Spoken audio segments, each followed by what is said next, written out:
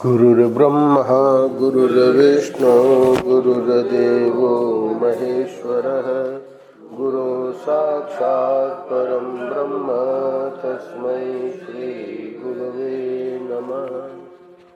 रामं रामानुजं सीतां भरतं भरतानुजं सुग्रीवं वायुसूनुं च प्रणमामि पुनः पुनः।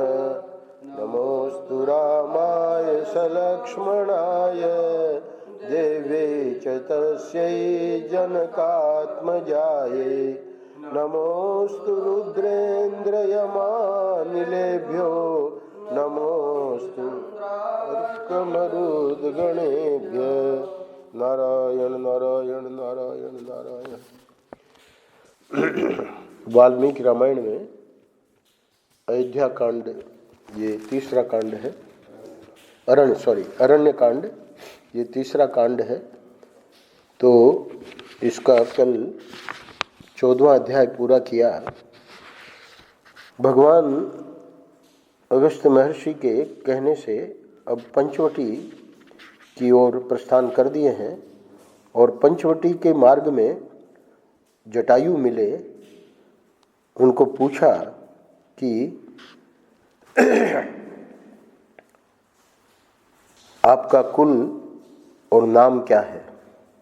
तो नाम तो अपना बताया ही, कुल के वर्णन में प्राणियों की उत्पत्ति का क्रम ही बताना आरंभ किया। और वो जो प्राणियों की उत्पत्ति है, 17वें प्रजापति कश्यप, उनकी दक्ष प्रजापति की 8 कन्याएं, यहाँ 8 का वर्णन है, अन्यत्र 13 का वर्णन है, तो 8 मुख्य है। तो उन्हीं से फिर ये पूरी सृष्टि हुई है। और बताया कि हमारी जो सृष्टि है, यानी मेरा जो कुल है, वो वनिता और फिर वहाँ से गरुड़ और अरुण के पुत्र अपना परिचय दिया। विंता नंदन अरुण से मैं तथा मेरे बड़े भाई संपाति उत्पन्न हुए। इस प्रकार अपना परिचय देकर अंतिम श्लोक में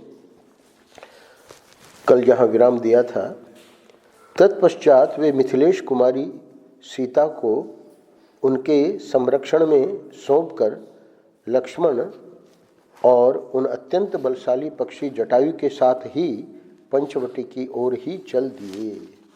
तो अब जटायु साथ में है और आगे की यात्रा हो रही है। अब संरक्षण स्वयं जटायु कर रहे हैं सीता जी का, क्योंकि उन्होंने कहा भी कि आप दोनों नहीं रहेंगे, तो अभी तो साथ में हैं, पर कभी ऐसा हुआ तो मैं रक्षा करूंगा। अब रावण जब लेके गया उस समय वहाँ नहीं थे, पर फिर भी जब रास्ते में मिला तो युद्ध हुआ। सब घटना आप लोगों को पता है। तो श्री रामचंद्र जी मुनि द्रोही राक्षसों को शत्रु समझकर उन्हें उसी प्रकार दग्ध कर डालना चाहते थे जैसे आग पतंगों को जलाकर भस्म कर देती है। पूरा का दृढ़ उनकी प्रतिज्ञा है और उस दृढ़ प्रतिज्ञा के आधार पे ही अब पंचवटी की यात्रा हो रही है। पंचवटी पहुंच ही गए हैं, क्योंकि जटायु पंचवटी के पास ही रहता था। 15वें अध्याय में वाल्मीकि जी वर्णन कर रहे हैं, नाना प्रकार के सर्पों, हिंसक जंतुओं और मृगों से भरी हुई पंचवटी में पहुंचकर श्री राम ने उद्दीप्त तेज वाले अपने भाई लक्ष्मण से कहा, हे सौम्य, मुनिवर अगस्त्य ने हमें जिस स्थान का परिचय दिया था, उनके तथाकथित स्थान में हम लोग आ पहुँचे। यही पंचवटी का प्रदेश है। यहाँ का वन प्रांत पुष्पों से कैसी शोभा पा रहा है। हे लक्ष्मण, तुम इस वन में चारों ओर दृष्टि डालो, क्योंकि इस कार्य में निपुण हो। देखकर यह निश्चय करो कि किस स्थान पर आश्रम बनाना हमारे लिए अच्छा होगा। तुम किसी ऐसे स्थान को ढूंढ निकालो जहाँ से जलाशय निकट हो, जहाँ विदेह कुमारी सीता का मन लगे, जहाँ तुम और हम भी प्रसन्नतापूर्वक रह सकें, जहाँ वन और जल दोनों का रमणीय दृश्य हो तथा जिस स्थान के आसपास ही समिधा, फूल, कुश और जल मिलने की सुविधा हो। श्री रामचंद्र जी के ऐसा कहने पर लक्ष्मण दोनों हाथ जोड़कर सीता के सामने ही उन ककुस्त कुलभूषण श्री राम से इस प्रकार बोले, आपके रहते हुए मैं सदा पराधीन ही हूँ।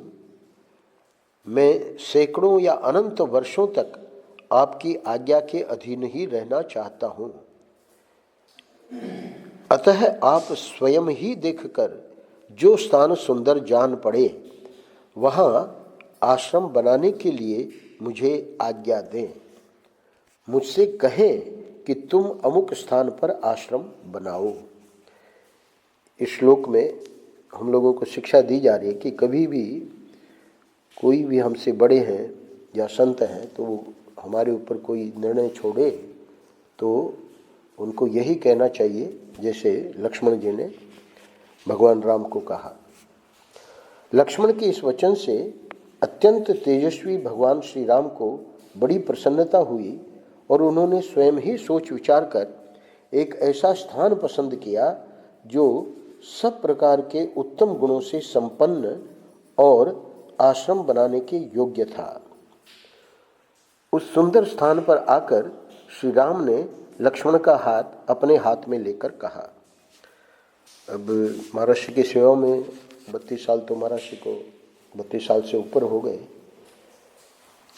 स्वामी प्रबुद्धानंद जी 9 महीने ऋषिकेश में रहे, सेवा छोड़ के चले गए थे, पर उनके भाई आगरा में जो रहते हैं जगदीश भाई, वो उनको वहाँ से ले आए ये देख के कि बड़ी दुर्दशा हो रही है। महर्षि के चरणों में कहा कि आप इनको स्वीकार करें, ये भटक गया है। महर्षि ने स्वीकार कर लिया पर सेवा में नहीं रखा।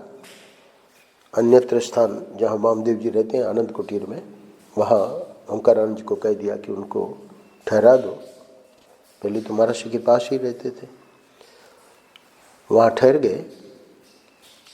अब चूँकि सेवा हम विमलानंद जी, स्वरूपानंद जी करते थे और भी वृंदावन में तो सभी लोग करते थे, यात्रा में मुख्य रूप से हम लोग करते थे।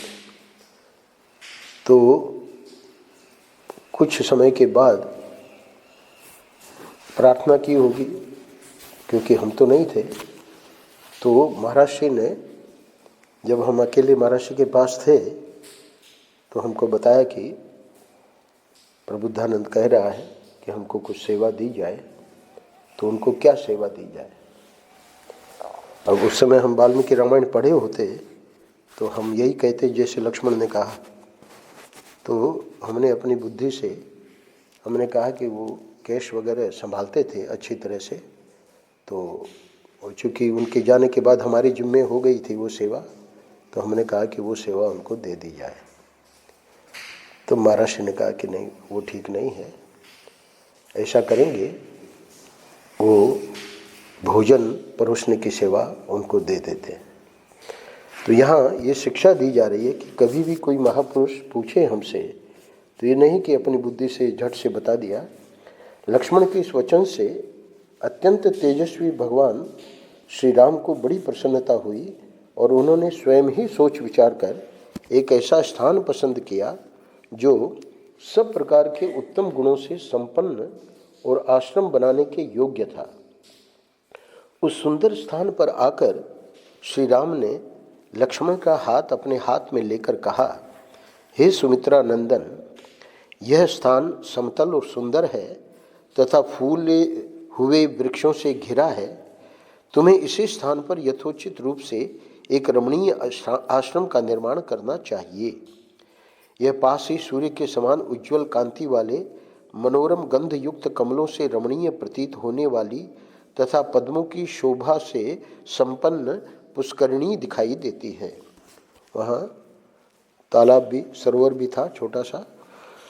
पवित्र अंतःकरण वाले अगस्त्य मुनि ने जिसके विषय में कहा था वह विकसित वृक्षावलियों से घिरी हुई रमणीय गोदावरी नदी यही है। गोदावरी नदी की ओर संकेत किया। इसमें हंस और कारंडव आदि जल पक्षी विचर रहे हैं। चकवे इसकी शोभा बढ़ा रहे हैं तथा पानी पीने के लिए आए हुए मृगों के झुंड इसके तट पर छाए रहते हैं। यह नदी इस स्थान से न तो अधिक दूर है और न अत्यंत निकट ही। तो ऐसा स्थान भगवान ने बताया जहाँ नदी बहुत निकट भी नहीं हो और दूर भी नहीं। हे सौम्य, यहाँ बहुत सी कंदराओं से युक्त ऊंचे ऊंचे पर्वत दिखाई दे रहे हैं। जहाँ मयूरों की मीठी बोली गूंज रही है, ये रमणीय पर्वत खिले हुए वृक्षों से व्याप्त हैं। स्थान स्थान पर सोने, चांदी तथा तांबे के समान रंग वाले सुंदर गैरिक धातुओं से उपलक्षित ये पर्वत ऐसे प्रतीत हो रहे हैं मानो झरोके के आकार में की गई नीले, पीले और सफ़ेद आदि रंगों की उत्तम श्रृंगार रचनाओं से अलंकृत हाथी शोभा पा रहे हों। उपमा दी है वाल्मीकि जी ने। पुष्पों, गुल्मों तथा लता वल्लरियों से युक्त साल, ताल, तमाल, खजूर, कटहल, जलकदम्ब, तिनिश, पुमनाग, आम, अशोक, तिलक, केवड़ा, चंपा, सेंदन, चंदन, कदम्ब, परनास, लकुच, धव, अश्वकर्ण, खैर, शमी, पलाश, पाटल आदि वृक्षों से घिरे हुए ये पर्वत बड़ी शोभा पा रहे हैं। हे सुमित्रा नंदन, यह बहुत ही पवित्र और बड़ा रमणीय स्थान है। यहाँ बहुत से पशु पक्षी निवास करते हैं। हम लोग भी यहीं इन पक्षीराज जटायु के साथ रहेंगे। श्री राम के ऐसा कहने पर शत्रु वीरों का संहार करने वाले महाबली लक्ष्मण ने भाई के लिए शीघ्र ही आश्रम बनाकर तैयार किया। वह आश्रम एक अत्यंत विस्तृत पर्णशाला के रूप में बनाया गया था। महाबली लक्ष्मण ने पहले वहाँ मिट्टी एकत्र करके दीवार खड़ी की, फिर उसमें सुंदर एवं सुदृढ़ खंभे लगाए। खंभों के ऊपर बड़े बड़े बांस तिरछे करके रखे। बांसों के रख दिए जाने पर वह कुटी बड़ी सुंदर दिखाई देने लगी।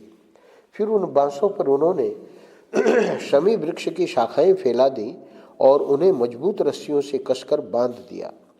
इसके बाद ऊपर से कुश, कास, सरकंडे और पत्ते बिछाकर उस पर्णशाला को भली भांति छा दिया तथा नीचे की भूमि को बराबर करके उस कुटी को बड़ा रमणीय बना दिया।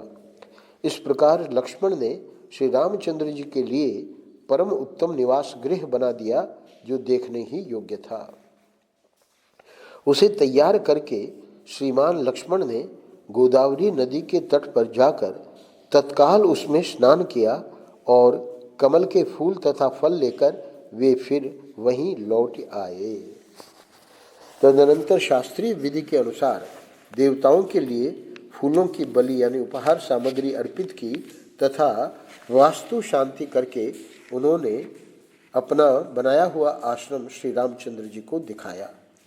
भगवान श्री राम सीता के साथ उस नए बने हुए सुंदर आश्रम को देखकर बहुत प्रसन्न हुए और कुछ काल तक उसके भीतर खड़े रहे।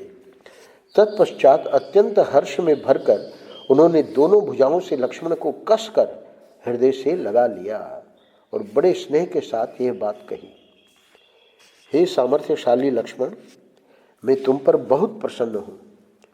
तुमने यह महान कार्य किया है, उसके लिए और कोई समुचित पुरस्कार न होने से मैंने तुम्हें गाढ़ आलिंगन प्रदान किया है। हे लक्ष्मण, तुम मेरे मनोभाव को तत्काल समझ लेने वाले कृतज्ञ और धर्मज्ञ हो। तुम जैसे पुत्र के कारण मेरे धर्मात्मा पिता अभी मरे नहीं हैं। तुम्हारे रूप में वे अब भी जीवित ही हैं। लक्ष्मण से ऐसा कहकर अपनी शोभा का विस्तार करने वाले सुखी श्री रामचंद्र जी प्रचुर फलों से संपन्न उस पंचवटी प्रदेश में सबके साथ सुखपूर्वक रहने लगे। सीता और लक्ष्मण से सेवित हो धर्मात्मा श्री राम कुछ काल तक वहाँ उसी प्रकार रहे जैसे स्वर्गलोक में देवता निवास करते हैं। यहाँ 15वां अध्याय पूरा होता है। अगले अध्याय में वर्णन करते हैं महात्मा श्री राम को उस आश्रम में रहते हुए शरद ऋतु बीत गई और प्रिय हेमंत का आरंभ हुआ। एक दिन प्रातःकाल रकुल नंदन श्री राम स्नान करने के लिए परम रमणीय गोदावरी नदी के तट पर गए। उनके छोटे भाई लक्ष्मण भी, जो बड़े ही विनीत और पराक्रमी थे, सीता के साथ साथ हाथ में घड़ा लिए उनके पीछे पीछे गए। जाते जाते वे श्री रामचंद्र जी से इस प्रकार बोले। अब यहाँ क्या बातें होती थी भाइयों के बीच में, उसका वर्णन कर रहे हैं। हे भैया श्री राम, यह वही हेमंत काल आ पहुँचा है जो आपको अधिक प्रिय है और जिससे यह शुभ संवत्सर अलंकृत सा प्रतीत होता है। इस ऋतु में अधिक ठंडक या पाले के कारण लोगों का शरीर रूखा हो जाता है। पृथ्वी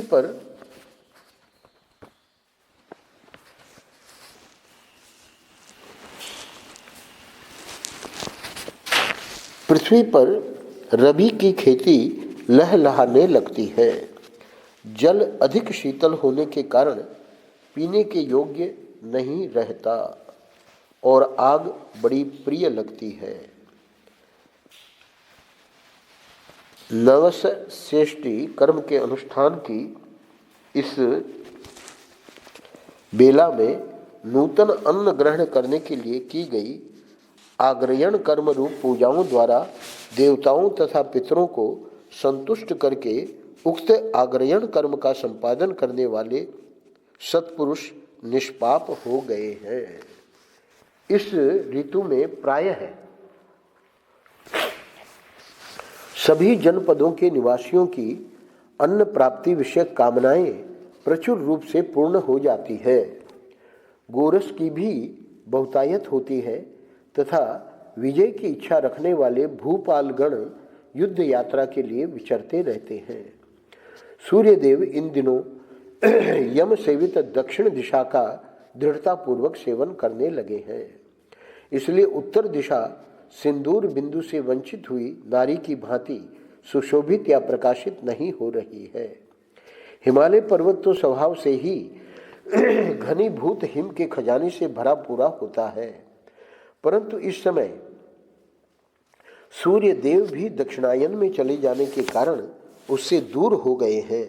अतः अब अधिक हिम के संचय से संपन्न होकर हिमवान गिरि स्पष्ट ही अपने नाम को सार्थक कर रहा है। मध्याह्न काल में धूप का स्पर्श होने से हेमंत के सुखमय दिन अत्यंत सुख से इधर उधर विचरने के योग्य होते हैं। इन दिनों सुसेव्य होने के कारण सूर्यदेव सौभाग्यशाली जान पड़ते हैं और सेवन के योग्य न होने के कारण छां तथा जल अभागे प्रतीत होते हैं। आजकल के दिन ऐसे हैं कि सूर्य की किरणों का स्पर्श प्रिय जान पड़ता है। कुहासे अधिक पड़ते हैं, सर्दी सबल होती है, कड़ाके का जाड़ा पड़ने लगता है, साथ ही ठंडी हवा चलती रहती है। पाला पड़ने से पत्तों के झड़ जाने के कारण जंगल सूने दिखाई देते हैं और हिम के स्पर्श से कमल गल जाते हैं। आए थे तब हेमंत नहीं थी, अब जब हेमंत आ गई है तो हेमंत ऋतु का वर्णन कर रहे हैं। इस हेमंत काल में रातें बड़ी होने लगती हैं, इनमें सर्दी बहुत बढ़ जाती है, खुले आकाश में कोई नहीं सोते हैं। पौष मास की ये रातें हिमपात के कारण धूसर प्रतीत होती है। हेमंत काल में चंद्रमा का सौभाग्य सूर्यदेव में चला गया है। चंद्रमा सर्दी के कारण असेव्य और सूर्य मंद रश्मि होने के कारण सेव्य हो गए हैं। चंद्रमंडल हिमकणों से आच्छन्न होकर धूमिल जान पड़ता है। अतः चंद्रदेव निश्वास वायु से मलिन हुए दर्पण की भांति प्रकाशित नहीं हो रहे हैं। इन दिनों पूर्णिमा की चांदनी रात भी तुहिन बिंदुओं से मलिन दिखाई देती है, प्रकाशित नहीं होती है। ठीक उसी तरह जैसे सीता अधिक धूप लगने से सांवली सी दिखती है, पूर्ववत शोभा नहीं पाती। स्वभाव से ही जिसका स्पर्श शीतल है, वह पछुआ हवा इस समय हिमकणों से व्याप्त हो जाने के कारण दूनी सर्दी लेकर बड़े वेग से बह रही है। जौ और गेहूं के खेतों से युक्त ये बहुसंख्यक वन भाप से ढके हुए हैं तथा क्रौंच और सारस इनमें कलरव कर रहे हैं। सूर्योदय काल में इन वनों की बड़ी शोभा हो रही है। ये सुनहरे रंग के जड़हन धान खजूर के फूल के से आकार वाली बालों से, जिनमें चावल भरे हुए हैं, कुछ लटक गए हैं। इन बालों के कारण इनकी बड़ी शोभा होती है।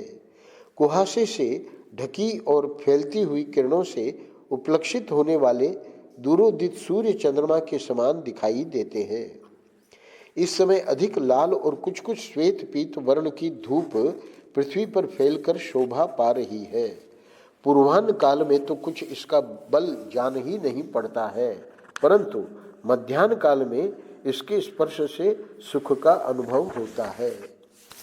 ओस की बूंदें पड़ने से जहाँ की घासें कुछ कुछ भीगी हुई जान पड़ती है, वह वन भूमि नवोदित सूर्य की धूप का प्रवेश होने से अद्भुत शोभा पा रही है। अब पशु पक्षियों का वर्णन कर रहे हैं।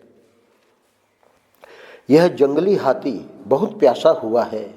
यह सुखपूर्वक प्यास बुझाने के लिए अत्यंत शीतल जल का स्पर्श तो करता है, किंतु उसकी ठंडक असह्य होने के कारण अपनी सूंड को तुरंत ही सिकोड़ लेता है। ये जलचर पक्षी जल के पास ही बैठे हैं, परंतु जैसे डरपोक मनुष्य युद्ध भूमि में प्रवेश नहीं करते हैं, उसी प्रकार ये पानी में नहीं उतर रहे हैं। रात में ओस बिंदु और अंधकार से आच्छादित तथा प्रातःकाल कुहासे से अंधेरे से ढकी हुई ये पुष्पहीन वन श्रेणियां सोई हुई सी दिखाई देती हैं। इस समय नदियों के जल भाप से ढके हुए हैं। इनमें विचरने वाले सारस केवल अपने कलरवों से पहचाने जाते हैं तथा ये सरिताएं भी ओस से भीगी हुई बालू वाले अपने तटों से ही प्रकाश में आती है। बर्फ पड़ने से और सूर्य की किरणों के मंद होने के कारण, सर्दी के कारण इन दिनों पर्वत के शिखर पर पड़ा हुआ जल भी प्रायः स्वादिष्ट प्रतीत होता है। जो पुराने पड़ जाने के कारण जर्जर हो गए हैं, जिनका कर्णिका और केसर जीर्ण शीर्ण हो गए हैं, जिनकी कर्णिका और केसर जीर्ण शीर्ण हो गए हैं, ऐसे दलों से उपलक्षित होने वाले कमलों के समूह पाला पड़ने से गल गए हैं। उनमें डंठल मात्र शेष रह गए हैं, इसीलिए उनकी शोभा नष्ट हो गई है। हे श्री राम, इस समय धर्मात्मा भरत आपके लिए बहुत दुखी है। अब इतना तो प्रकृति का वर्णन किया, अब लक्ष्मण जी भरत जी का स्मरण कर रहे हैं। इस समय धर्मात्मा भरत आपके लिए बहुत दुखी है और आप में भक्ति रखते हुए नगर में ही तपस्या कर रहे हैं। वे राज्य, मान तथा नाना प्रकार के बहुसंख्यक भोगों का परित्याग करके तपस्या में संलग्न हैं एवं नियमित आहार करते हुए इस शीतल मही तल पर बिना बिस्तर के ही शयन करते हैं। निश्चय ही भरत भी इसी बेला में स्नान के लिए उद्यत हो मंत्री एवं प्रजाजनों के साथ प्रतिदिन सरयू नदी के तट पर जाते होंगे। अत्यंत सुख में पले हुए सुकुमार भरत जाड़े का कष्ट सहते हुए रात के पिछले पहर में कैसे सरयू जी के जल में डुबकी लगाते होंगे। जिनके नेत्र कमल दल के समान शोभा पाते हैं, जिनके अंग कांति श्याम है और जिनके उदर का कुछ पता ही नहीं लगता है, ऐसे महान धर्मज्ञ, सत्यवादी, लज्जाशील, जितेंद्रिय, प्रिय वचन बोलने वाले, मृदुल स्वभाव वाले महाबाहु शत्रुदमन श्रीमान भरत ने नाना प्रकार के सुखों को त्याग कर सर्वथा आपका ही आश्रय ग्रहण किया है। आपके भाई महात्मा भरत ने निश्चय ही स्वर्गलोक पर विजय प्राप्त कर ली है, क्योंकि वे भी तपस्या में स्थित होकर आपके वनवासी जीवन का अनुसरण कर रहे हैं। लक्ष्मण जी कहते हैं, मनुष्य प्रायः माता के गुणों का ही अनुवर्तन करते हैं, पिता के नहीं। इस लौकिक उक्ति को भरत ने अपने बर्ताव से मिथ्या प्रमाणित कर दिया है। महाराज दशरथ जिसके पति हैं और भरत जैसा साधु जिसका पुत्र है, वह माता कैकेयी वैसी क्रूरतापूर्ण दृष्टि वाली कैसे हो गई।